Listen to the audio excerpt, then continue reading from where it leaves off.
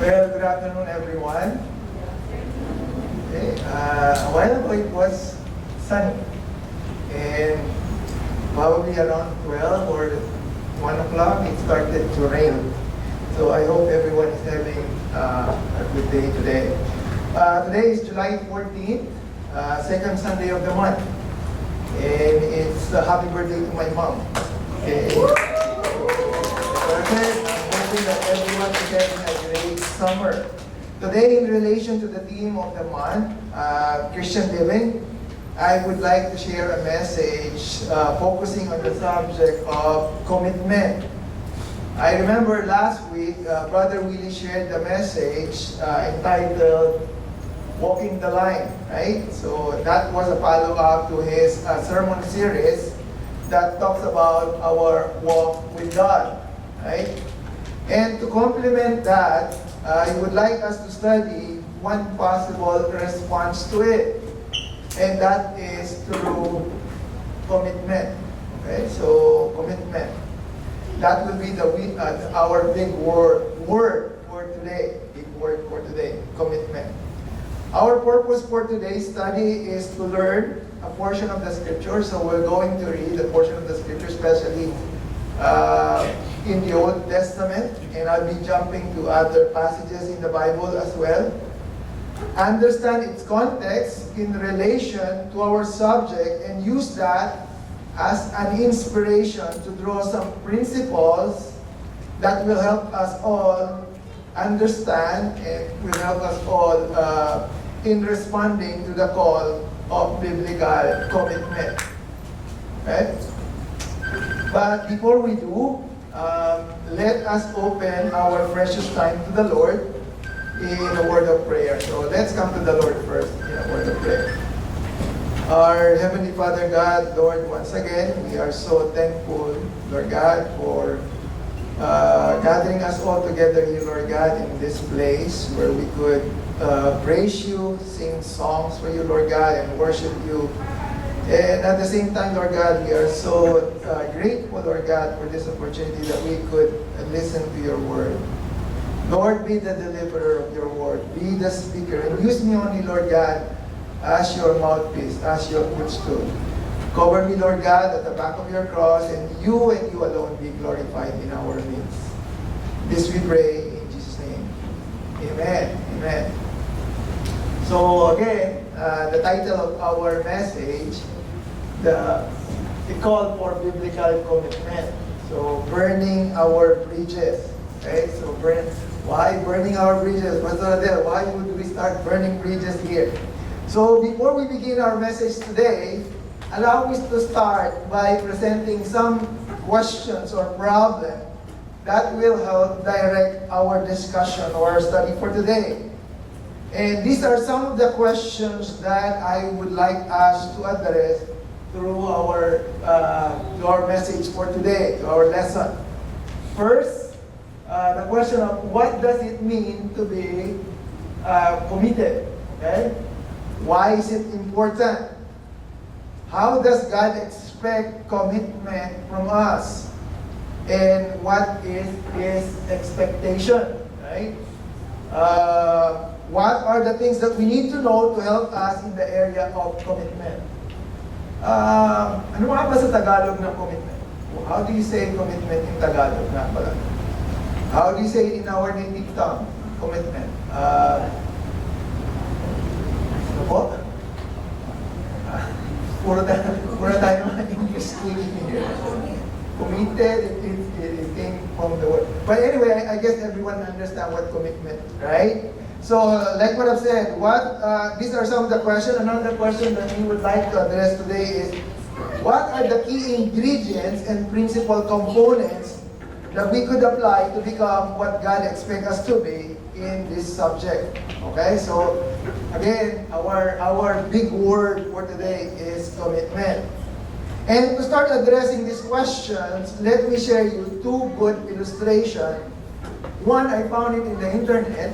Everybody reads something in the internet. So I found this in the internet, and one from the Bible, from the Old Testament. Okay, so there are two illustrations that I will present to you today.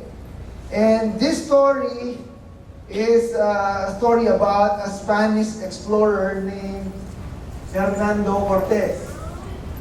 He is known as the Great Conqueror of Mexico, and his feat was well known when it took place April 21st in the year of 1519.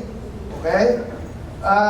This story of Hernando Cortez, probably some of you already know about it because I remember I have shared this long before. But for those who weren't, his story that became well known happens on the Gulf of Mexico. And like what I said, it happens on April 21st in the year 1519. Okay, probably, and I would like to think na lahat tayo wala pa doon, right? Hernando Cortez, along with his fleet of 600 men, sailed to the harbor of Veracruz, Mexico. Despite of vastly outnumbered in terms of forces, kasi 600 lang sila, they were able to defeat Montezuma and all the warriors of the Aztec Empire in about 2 years. Okay, so when they landed in the Gulf of Mexico, they were able to defeat and conquer the land, making Cortez known as the Great Conqueror of Mexico.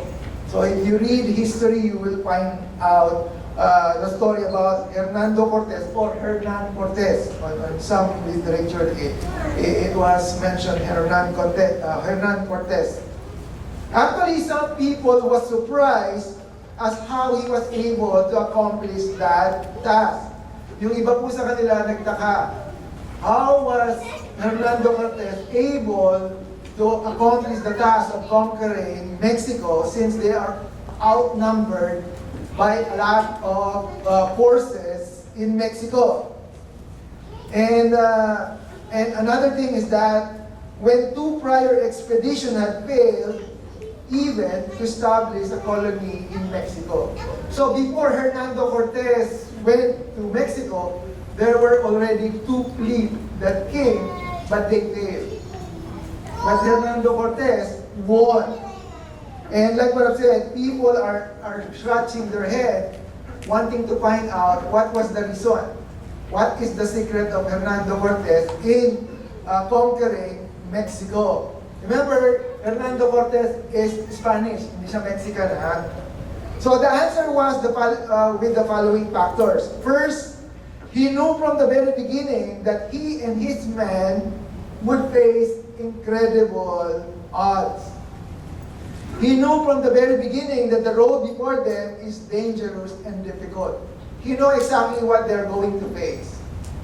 He knew that his men would be tempted to abandon their quest and return to Spain. Alam ni Hernando Cortez that when they approach Mexico, they are outnumbered. And one thing that on his mind, at the back of his mind, most possibly, the 600 men who goes along with him would want to go back because they are outnumbered, right? And so, as soon as Hernando Cortez and his men had come ashore and unloaded their stuff, he ordered that their entire fleet of 11 ships, this is the secret, to be destroyed. And sabi ni Hernando Cortez, the moment that they unloaded their cargoes, he ordered his men to destroy the 11 ships. That was the key secret. His men stood on the shore and watched the only possible way of retreat being burned and being sunk. So ibig sabihin, as they land Mexico, Hernando Cortez ordered the ship, yung ship nila, to be burned and to be sunk down. So they don't have any reason or any way of going back. Nothing lay behind them but an empty ocean. And the only option that they have was to go forward, to conquer, or to die. They all become fully committed. Right? So that was the first illustration about commitment. Hernando Cortez was fully committed in conquering Mexico. And that's the reason why he ordered the ship to be burned down. Now let's look at another story, but this time, I want you to look at it, let's look at this story from the Old Testament. So if you have your Bible, just simply open it in chapter 19, and I'll be reading a portion. And this took place in the story of Prophet Elijah. You can find this in verse 15 to 21. The story involves the prophet Elijah and the calling of his attendant and eventually successor, Prophet Elisha. Okay? So, actually I have it on the board, so just simply follow along with me as I read it. So, here, 1 Kings chapter 19, verses 15 to 16 first. So, here, then the Lord told him, "Go back the same way you came and travel to the wilderness of Damascus. When you arrive there, anoint Hazael to be king of Aram. Then anoint Jehu, grandson of Nimshi, to be king of Israel." And look at this. "And anoint Elisha, son of Shaphat, from the town of Abel Meholah, to replace you as my prophet." I guess everyone is familiar with Prophet Elijah. Okay, so let's continue. So Elijah went and found Elisha, son of Shaphat, plowing a field. So nagsasaka po siya. There were 12 teams of oxen in the field, and Elisha was plowing with the 12 teams. Elijah went over him and threw his cloak across his shoulder, and then walked away. Elisha left the oxen, the cows, actually they call it oxen, standing there, and then he ran after Elijah and said to him, "First, let me go and kiss my father and mother goodbye, and then I will go with you." And look at how Elijah replied. He said, Go on back, but think about what I have done to you." Okay? Sometime during the divided kingdom, just to give you some background, in the northern part region, here we could see Elisha, a simple farmer, who's soon to become a prophet, is suddenly approached by the famous prophet Elijah. Nilapitan siya ni Elijah, who invited him to accompany and serve him as his personal attendant. Kasi yun yung instruction ng Lord sa kanya. Instruction ng Lord kay Elijah. When Elisha requested a time for himself to go home first and to say goodbye to his parent, Elijah makes it clear that the decision to come and follow is entirely Elisha's decision to make. Ang hirap, yung kanilang pangalan halos magkapareho diba? But anyway, si Elijah yung unang prophet. At kumbaga sa how can I say this? He is trying to ask Elisha to become the successor, right? Like what I've said, when Elisha requested a time for himself, Elijah made it sure that Elisha's decision is on his own. So if we notice Elijah's statement here, "What I have done to you," right? Nakita niyo yun? Sabi ni Elijah, go back, but think about what I have done to you. He was simply saying that, what claim do I have on you? Right? And the implied answer is none. Parang siya sabi ni Elijah ano ba ang nagawa ko para sa iyo? What did I have, or what have I done for you? So parang sinasabi ni Elijah is, whatever decisions that you have to make, it is yours. Right? In other words, Elisha is free to stay or to go. So it will be his own choice. And let's continue and see what happened on verse 21. Paano nag-respond si Elisha? So Elisha returned to his oxen and slaughtered them. He used the wood from the plow to build a fire to roast their flesh. He passed around the meat to the townspeople, and they all ate. Then he went with Elijah as what? As his assistant. Okay, so what happened? Ano daw ang sabi? Elisha not only chooses to accept the call, but he also slaughtered his oxen. Pag sinabi natin slaughter, pinagpapatay niya, di ba? Yung kanyang mga alagang hayop, right? And then, he feeds them to his neighbor and also burn his plowing equipment. You know what's a plowing equipment? Yung pangararo. Ginamit niya yung kanyang pangararo as the coal to burn the oxen. And he burned the plow to cook the meat. And by doing this, he publicly and irrevocably declares his intention to live his former way of life and what? And follow Elijah as his attendant. Which is another good example or powerful illustration of true commitment. Diba? So this is another example. So the first one that I gave you is about Hernando Cortez, right? The conqueror from Mexico. But this time, it was the call of Elisha. Right? Elisha, yun ang pangalan ng successor ni Elijah. Again, our topic is about, commitment, right? It's about commitment. Like what I've said a while ago, that will be our big word for the day. And so far, I have given you two illustrations already. We have heard the saying before, burning your bridges, right? Now we have heard burning your ship, right? From Hernando Cortez. And also burning your plow and oxen from Elisha. So I guess you're already getting the point here. But before we start burning things up, let's go back to our first initial question. What does it mean to be committed? Right? Ano ba yung ibig sabihin ng committed? Hindi yung committed na lumiko but yung committed meaning to put your trust. Okay? So, let's look at the definition. Okay? By definition, by simple definition, commitment, it means making a firm choice. Diba? It's making a firm choice. It means not worrying about keeping your options closed or no longer leaving yourself a way out. Look what happened with Hernando Cortez. Sinunog niya lahat yung kanyang mga ship. So, he doesn't have any way to go back.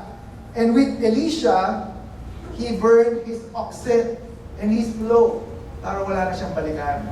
Right? So, it means no longer worrying or keeping your options closed or no longer leaving yourself a way out. It also means pursuing something wholeheartedly, right? With no contingency plans to fall back on. Yung wala ng backup plan, right? It means being 100% sold out to a person, to a cause or goal, not holding anything back, not giving anything in reserve. So that is commitment. Right? Mamaya tatanungin ko kayo kung meron kayong commitment na gaya nun. So, that is commitment by definition. Okay? Sadly, now the idea or perception about commitment to anyone or anything makes someone very uncomfortable. Maraming mga tao ngayon, they don't want to commit. They feel that it feels risky. No, it feels like going to a limbo. Ayaw na mag-commit, right? It makes people think, right? What if the person I've committed myself let me down, right? Or what if the cause turns out to be not as worthy as we think? Yun yung mga dahilan kung bakit ayaw na mag-commit ng mga tao ngayon eh. Because they doubt that people would let them down. Or sometimes, the cost will not be worth it. But, let's find the correction. Okay, so let's talk about some correction to that wrong perception. First things first, I want you to know that God is not calling us to be reckless or irresponsible. Okay? In fact, He does not want us to just rush on things without counting the cost. He wants us to be committed, but at the same time, He wants us to use our rationality. But listen to this. Once we determine the path we're going to take, and once we discern to our ability that what God is calling us to do, then what God wants us to do is for us to be a sold-out followers. Pag itinuro na ng Panginoon sa atin yung direction, He wants us to be a sold-out follower already. God wants disciples who are committed to Him. Right? Disciples that will burn bridges, who will burn ships, or their plow and oxen. Right? Disciples who will abandon, dump, lead, scrap, and discard whatever is holding them back. Kasi maraming mga tao hindi makapag-commit sa Panginoon kasi marami silang tangan-tangan na nagpapabigat sa kanila.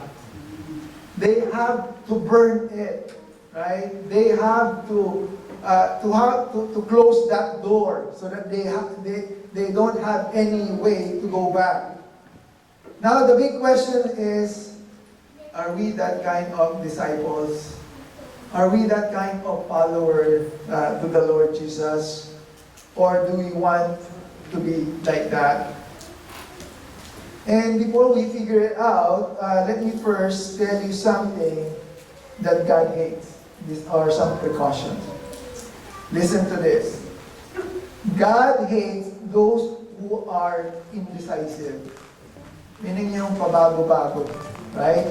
God is not a fan of fluctuation, uncertainty, or doubt. He does not like a fence-sitter, those who withhold or refrain from commitments. He is not pleased by people who can quite make up their mind, who are forever weighing their options, who can never settle on a course of action. Yung bang 10 taon na nag-iisip pa rin? 10 taon ka na tinatawag ng Lord, Lord, magsiserve ako o hindi? The Lord doesn't want that, right? God is not calling us to act rashly, right? Without any thoughts to the consequence. But at the same time, what He wants are people who will follow Him with joyful abandon, without regrets, and without looking back. Yun ang gusto ng Lord. And in order for us to be that kind of committed disciples, He expected us to understand some of the key ingredients to our commitment. Actually, I have listed down, these are the only things that I could think of at the moment, but probably there are more, okay? So these are the 6 key ingredients to commitment. Who among you are committed? I guess all of us, right? Lahat naman tayo committed. Sino sa atin ang hindi committed? Diba? Or committed ang una, right?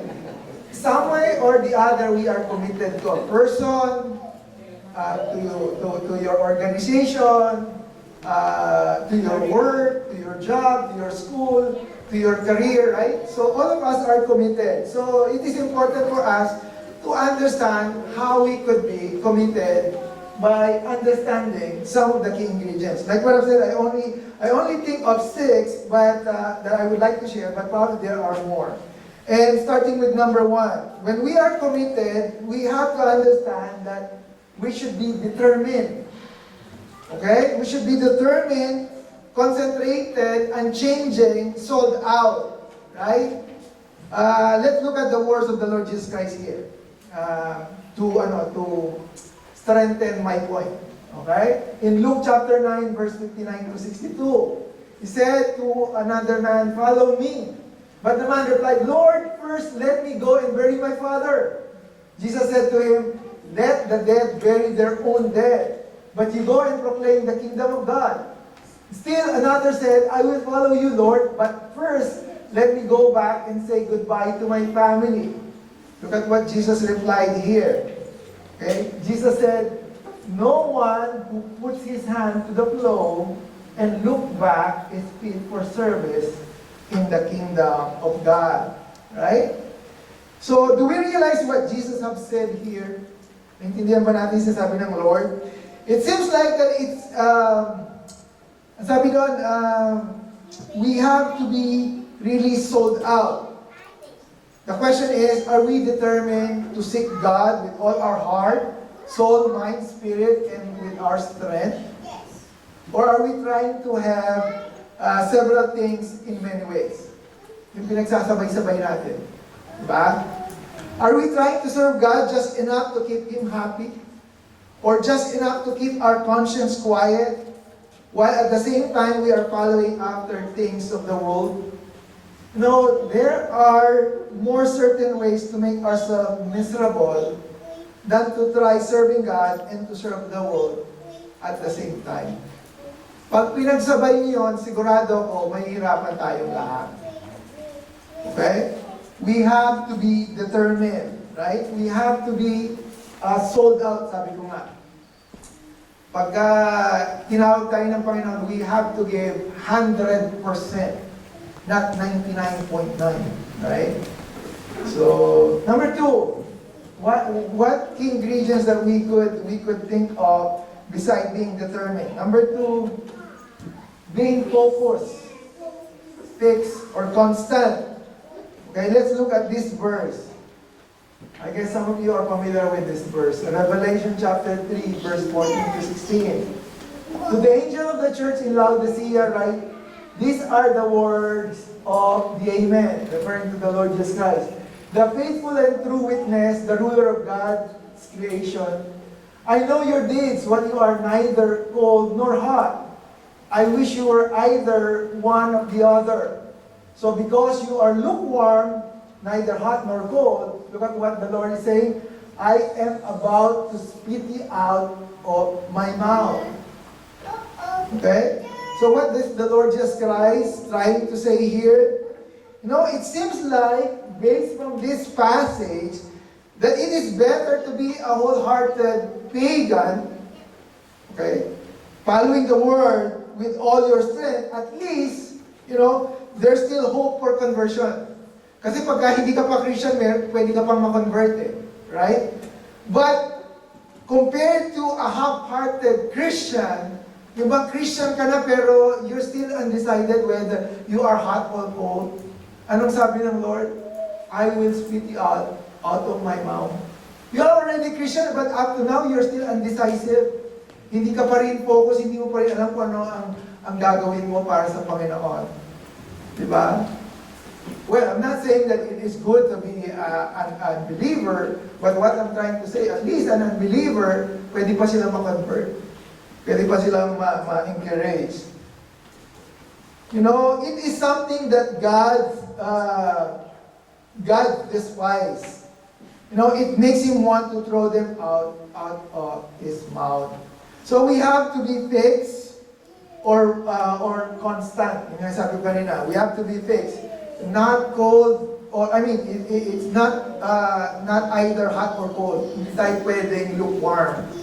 So we have to be hot for the Lord, right?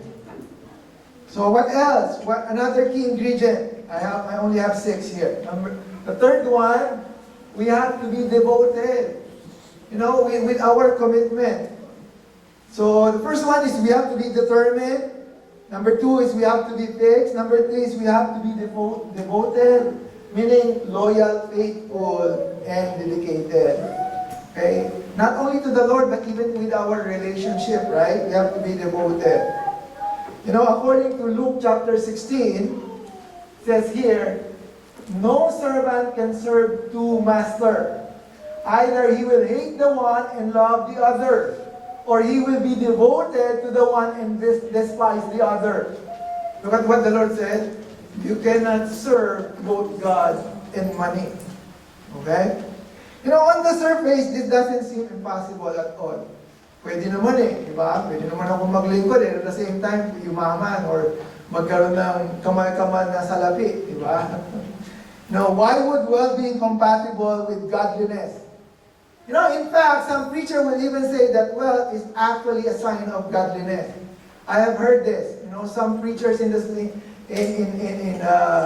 internet or in the television, they will say, oh, if you are godly, you will have a lot of wealth, right?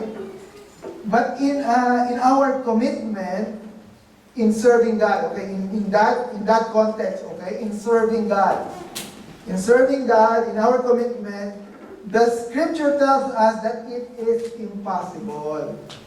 You could have money, but in serving both, it's impossible, right? It's impossible to serve God and at the same time serve anything else. We can serve God and also serve money. We can serve God and also serve our safety and security. We can serve God and also serve our career advancement.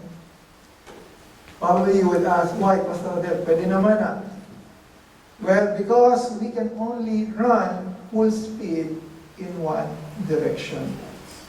Right? Did you catch that? We cannot serve two masters at the same time because we can only run full speed in one direction.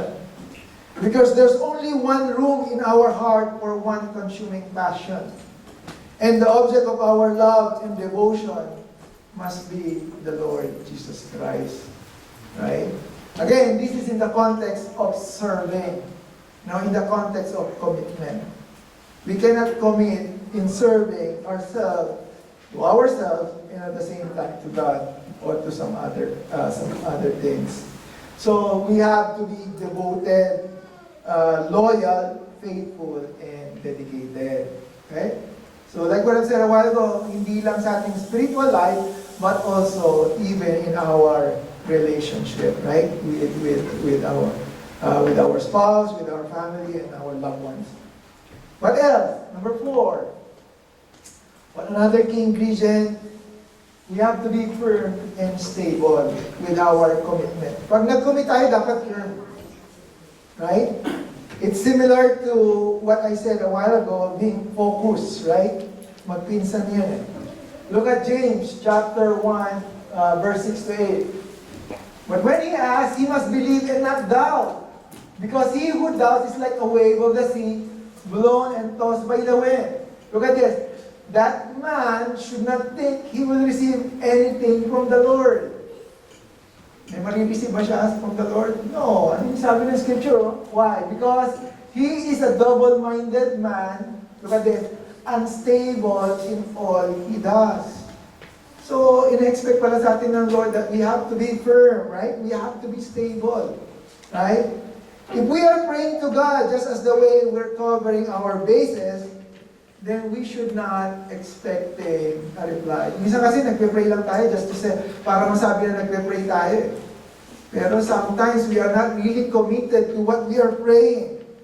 If we want to receive anything from God, then our dependence has to be completely upon Him.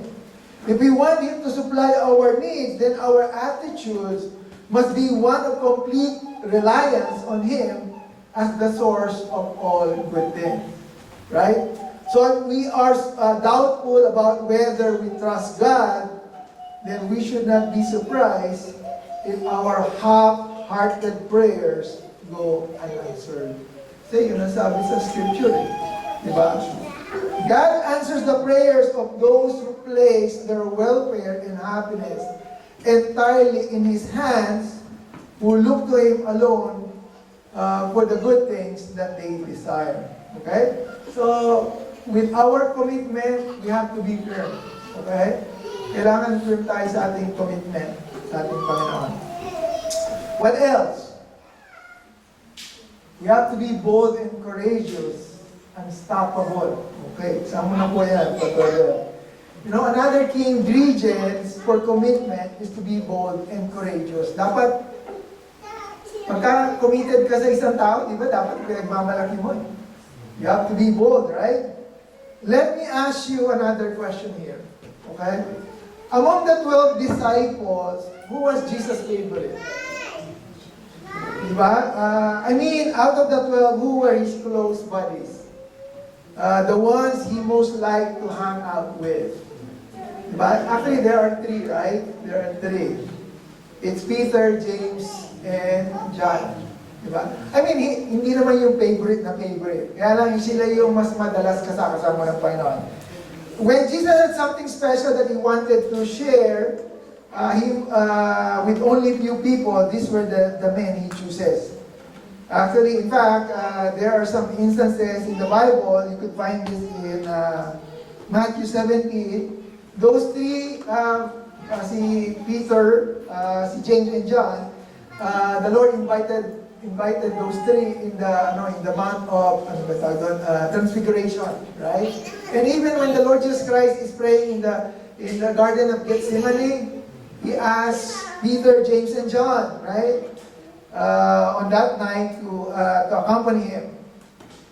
Question is, are they the type of quiet and cautious disciples? Sila ba yung meek type of disciples? No, right? In fact, they were the opposite. Right? The truth is, they are bold and courageous. Yung tatlong yon. Si James, si John, and Peter, they are courageous. If I'm not mistaken, where is that? In Mark chapter 3, Jesus, in fact, nicknamed James and John sons of thunder.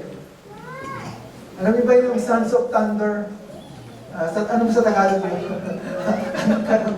Handa ka ng kulog or kidlat, di ba? Parang ganon. So they are not the quiet type. Right? They are not the quiet type. They are not the meek type. Look at this. When Jesus, along with his disciples, in Luke chapter 9, when they are heading to Jerusalem, James and John saw that they were being opposed. So anong sabi ni James and John? Sabi nila sa Lord, Lord, do you want us to call fire down from heaven to destroy them? Yeah, ganun sila katapang. That's how brave and courageous they are. No, they asked the Lord, Lord, do you want us to call the fire down from heaven to destroy this opposition? Right?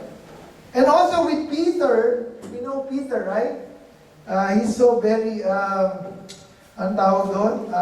impulsive, right? One time after Jesus has risen from the dead, he shown himself to the disciples. And I remember this would happen in John chapter 21, verse 7 to 8. As soon as Simon Peter heard him say, "It is the Lord," look at what Peter did. He wrapped his outer garment around him, okay, for he was naked, right? He had taken it off. And jumped into the water. Tumalon agad siya sa tubig. Because they went back fishing, right? So nung napako Panginoong Jesus, akala nila the Lord Jesus Christ will not return. So they just, sabi ni Peter, let's just go fishing. So when they went out for fishing, and then the Lord Jesus Christ show himself to them, this is what Peter did, right? Immediately he jumps. But look at the other disciples. The other disciples followed in the boat. Pero si Peter, he was swimming, right? He was, and how far is it? Towing the net full of fish, where they were not far from shore, about 100 yards.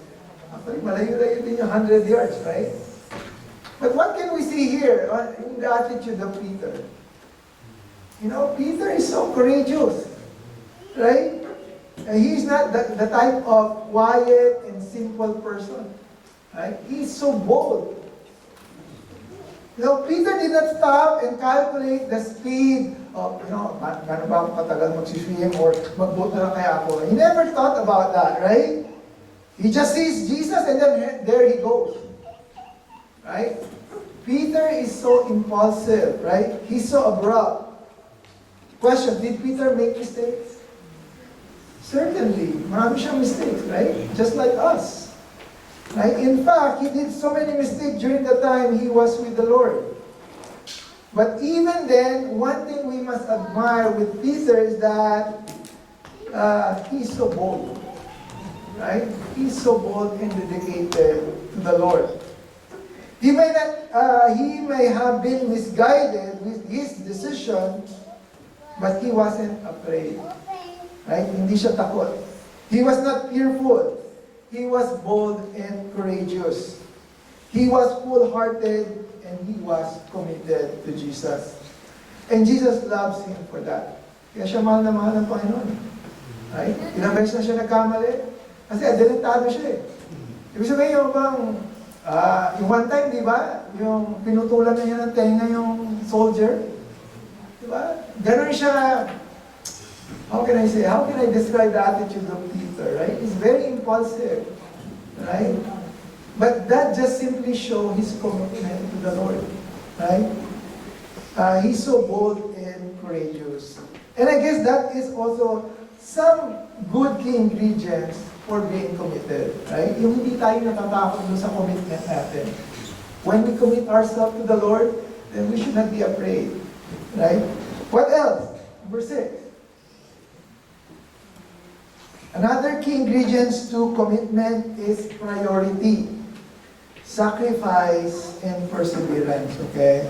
Let's jump to these following verses, as Jesus is saying here. In John chapter 21. Then if anyone comes to me and does not hate his father and mother, his wife and children, his brothers and sisters, yes, even his own life, ang sabi ng Lord, he cannot be my disciple, right? So this talks about the priority, right? Ang gusto ng Lord, i-prioritize natin siya with our commitment. And anyone who does not carry his cross and follow me cannot be my disciples. So in commitment, we have to sacrifice as well. Right? And continuing, suppose one of you wants to build a tower, will he not first sit down and estimate the cost? This is what I was telling you a while ago, right? The Lord Jesus Christ doesn't want us to be abrupt, right? He wants us to calculate when we commit. He says here, will you not first sit down and estimate the cost and see if he has enough money to complete it? For if he lays the foundation and not able to finish it, everyone who sees it will ridicule him, saying, this fellow began to build and was not able to finish. In the same way, anyone who does not give up everything he has, what did the Lord say? He cannot be my disciples. Diba? Sabi nga, in the same way, any of you who does not give up everything, meaning we have to persevere, right? We have to be persevering. When Jesus called us to become his disciples, because to make a lifelong, irrevocable, absolute commitment. When Jesus invites us to follow him, he invites us to first count the cost, because once we set our feet on the ground, there would be many temptations to turn back, to turn aside from the path.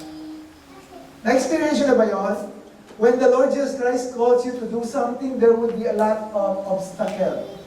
There would be a lot of problems along the way. You know, Christian life is not a bed of roses. Actually, it's a bed of thorns along the way. Marami tayong may madadaanan na trials, right? Jesus wants us to consider carefully what we're getting ourselves into, so we don't fall in a critical moment and dishonor ourselves and him as well. He wants us to determine in our hearts once and for all that once we follow him, there will be no turning back. There will be no ships to burn, right? And then when we decide to follow him, it means we've crossed the point of no return. Dapat pag sumunod tayo sa Panginoon, ganun na yung mindset natin. Wala nang balikan, wala nang sulian. Parang kasal, di ba? Parang kaning sinubo, sabi nga nila, ay, hindi mo na pwede iluhan. O, trial lang, pwede ba trial lang? No, sa iyo na yan. Once you commit yourself to that, it's all yours, okay? Once you commit yourself to the Lord, no turning back, right? And for practical standpoint, Let's read, let me read this following question. Why is it really so important to be radically committed to Christ? Bakit nga ba ganun ka-importante? Why is it really necessary to burn bridges to the world? Why is it really so important to take concrete steps to put the world behind us? The reason?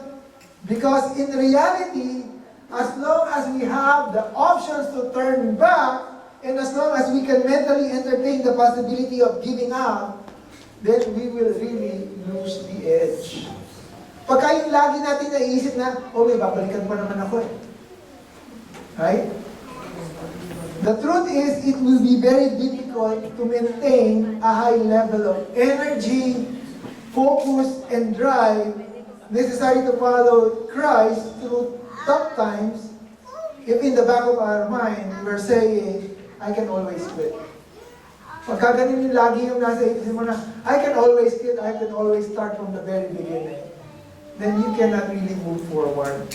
Mahihirapan ka lang. It will feel like you're dragging yourself. Right?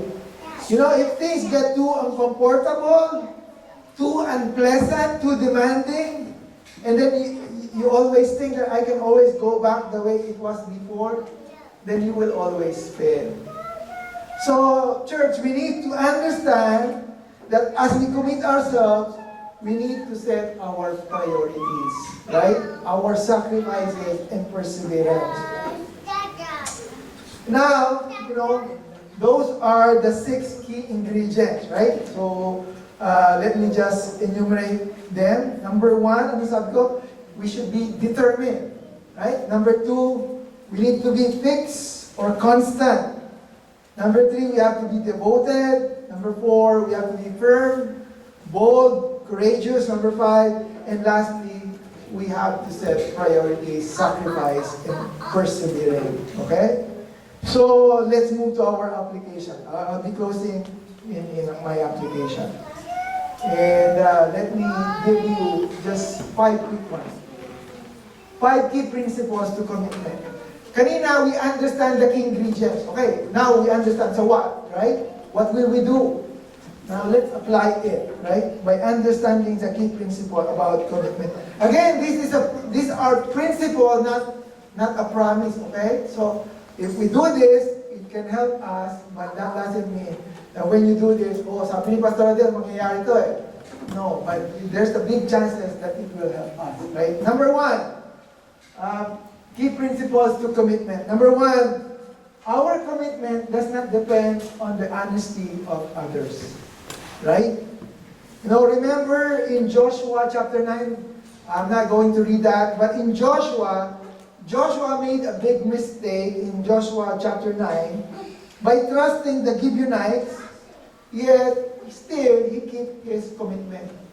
Kasi sabi ng Gibeonites, ano sabi ng mga Gibeonites? Taga dyan lang kami, galing kami sa malayo. Yung sabi ng mga Gibeonites. But the reality is that they are just their neighbor. And the reason for that is because the Gibeonites not wanting to be killed by the troops of Joshua. Right? But despite of that, Joshua kept his commitment even though the honesty of others was broken. So ibig ko lang sabihin, even if someone will say false against us, or if they are not true to us, then our commitment should always remain. Diba? Okay. What else? Just because our circumstances change does not mean our commitment should. Who is a good example of this? Daniel. Remember Daniel? What happened? The king ordered that they should not pray for a certain period of time. I mean, huwag sila magpe-pray, di ba? But because of Daniel's commitment to the Lord, he still prayed. Right? Despite of his circumstances, he never broke his commitment. And in the end, the Lord blesses Daniel. Right? So, our commitment should not change even though our circumstance change. Right? That's another principle. Number 3, Our friends and culture do not have to agree with our commitment. Who's a good example? Noah. Right? Noah is being ridiculed by the culture, by the people around him. Diba? How many years did he build the ark, right? So many years. In fact, in the life of Noah, rain never happened yet. The first time it rained, it flooded the whole earth, right? But still, even though he's being ridiculed, he still committed himself to the Lord, in building the ark. So, even with our friends and culture, do not have to agree with our commitment. And Noah was blessed by the Lord, right? Okay, here, second to the last. How we feel has nothing to do whether or not we keep our commitment. Parang ang hirap naman yan, Pastor Rodel, right? Ibig sabihin, yung feeling mo hindi makaka-apekto sa commitment. Good example, Hannah, the mother of Samuel, right? Hannah was infertile and had prayed to God to open her womb and allow her to have a son. And what the promise of Hannah, or his commitment, or her commitment to the Lord, that she will dedicate her son to the Lord, right? So, for those who have kids, right? Remember back before when you had your first child, did you ever come close to imagining the depth of love you would have for them and for your kids? Kung gaano nyo sila kamahal. And imagine the life of Hannah, right? Kaisa-isa niyang anak, the only son, right? But at the same time, she is committed to the Lord, right? So, Hannah was breaking, her heart was breaking when she gave her son to the Lord while she was still very young. But with Hannah, she kept her commitment to God, right? Mahirap kay Hannah yun, right? But still, she committed to God. And lastly, here, we can still keep our commitment when others release us from them. How? Right? Who is a good example? Ruth. Diba? Remember Ruth and Naomi? Sabi ni Naomi sa kanya, you could go back now. Right? Ruth was no under obligation to keep her commitment to Naomi, her husband's mother, yet she made the decision to stay, right? She was determined with her decision. God blessed Ruth for her devotion, and God blessed her for making a decision and following it all the way through totally and completely. Again, these are just some of the few principles about commitment, right? So I guess, and I hope that we get the point what we're trying to point out here. So in closing, let me challenge you. In closing, let me ask you some questions that I would like you to bring home. Question is, what do you think you need to do to be completely devoted to the Lord Jesus Christ? Ano yung mga bagay na dapat natin gawin to be devoted to Christ? Number 2 is, what ships is God calling you to burn? Or how many oxen do we need to burn? Ano yung mga bagay na dapat natin i-burn? What escape or exit doors do we need to slam and shut and padlock so that we cannot go back? What tangible steps of commitment is God calling you to make today? Ano yung mga commitment na hiningi ng Lord sa atin? God is committed. God has committed His life for us. Question is, are we going to do the same? Some people might say, Lord, I will try my best. Or let me just try.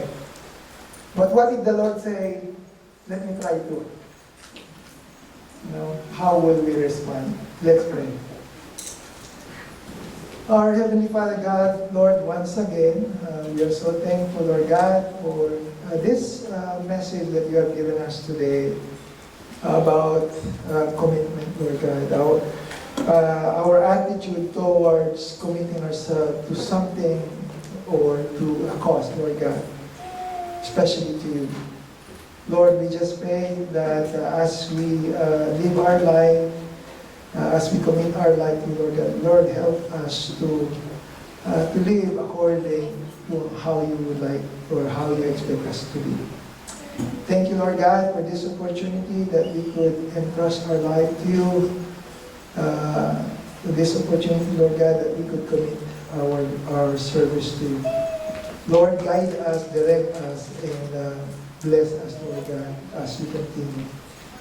And Lord, be glorified in our lives. This we pray in Jesus' name.